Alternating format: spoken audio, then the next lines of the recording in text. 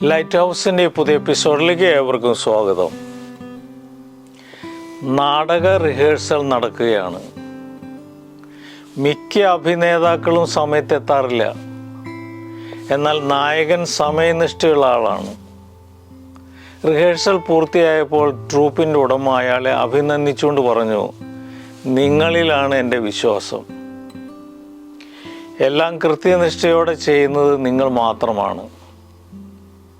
അങ്ങനെ റിഹേഴ്സൽ അവസാനിച്ചു. പ്രോഗ്രാം നടത്തേണ്ട ദിവസമായി. പെട്ടെന്ന് ട്രൂപ്പ് ഉടമയ്ക്ക് ഒരു ഫോൺ കോൾ വന്നു. നായകൻ്റെ അച്ഛൻ മരിച്ചിരിക്കുന്നു. അദ്ദേഹത്തിന് പരിപാടിക്ക് എത്താൻ സാധ്യമല്ല. ജീവിതം ചിലപ്പോൾ അസന്നിഗ്ധമാകും. എന്തു ചെയ്യണമെന്നറിയാതെ നിർവികാരമായി നിൽക്കേണ്ടി വരും. മണിക്കൂറുകളും ദിവസങ്ങളും നീണ്ട പരിശീലനത്തിന് ശേഷവും അരങ്ങിലെത്തുമ്പോൾ ഒന്നും ചെയ്യാനാകാതെ പകച്ചു നിന്നതിന് ആരെയാണ് കുറ്റപ്പെടുത്തേണ്ടത്? സ്വയം പരിചാരിയിട്ടും കാര്യമില്ല. ആകസ്മികതയെ അങ്ങനെ തന്നെ അംഗീകരിക്കാനും അതിജീവന ശേഷിക്കനുസരിച്ച് സാവധാനം മറികടക്കാനുമേ സാധിക്കൂ.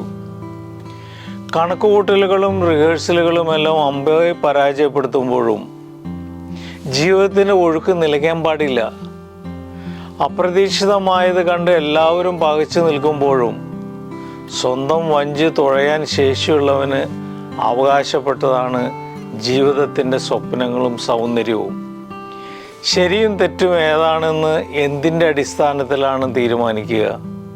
പ്രത്യക്ഷത്തിലുള്ള ശരികളുടെ തെറ്റുകളുടെയും മറുപുറം ആരും അന്വേഷിക്കാത്തിടത്തോളം സത്യം നിഗൂഢമായിരിക്കും.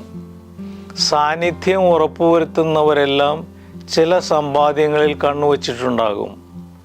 കാര്യസാധ്യത്തിന് വേണ്ടിയുള്ള മുൻകരുതലാകും ഓരോ സാമീപ്യവും. അകന്നു നിൽക്കുന്നവരെയെല്ലാം അനഭിമതരാക്കേണ്ട. തനത് രീതികളുടെയോ ശീലങ്ങളുടെയോ തുടർച്ചയാകാം അവരുടെ അകലം. ഒപ്പമില്ലാത്തവരുടെ വീര്യത്തേക്കാൾ കൂടെയുള്ളവരുടെ ബലഹീനതയാകും അവശ്യ സമയത്ത് ഉപകരിക്കുക.